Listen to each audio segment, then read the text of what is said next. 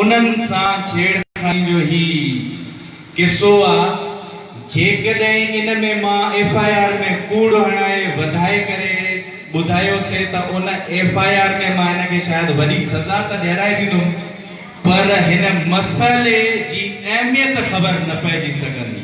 त उन जे करे जेकॾहिं इन में हिनखे असुल कहाणी में 6 महीना सज़ा लॻे, साल लॻे, 2 लॻे, 3 लॻे, जेका लॻे, पर जे सज़ा अची वई त सभिनी लोफरनि जे लाइ मैसेज हूंदो त बाबा हिते कानून आहे, कानून जा इदारा कम कनि था ऐं तव्हांजी इहा बदकिरदारी, इहा बदफज़ीलती, इहा जहालत, इहा किने ज़हन जो मालिक हुजण, तव्हांजी जेके भी किस्म जी इहा सोच आहे इहा हिते न हलंदी। छो जो शहदाद कोट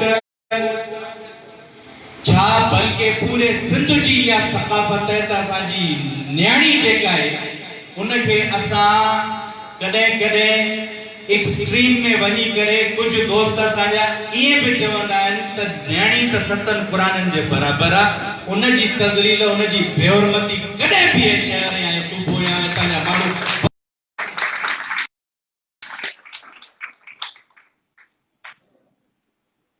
हाणे असुल मसलो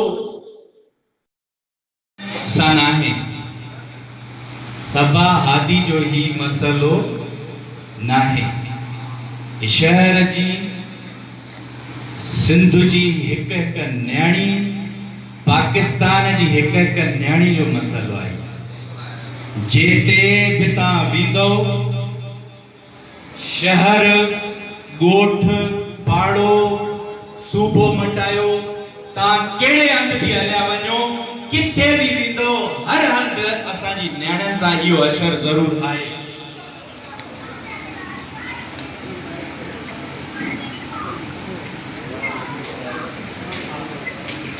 हिते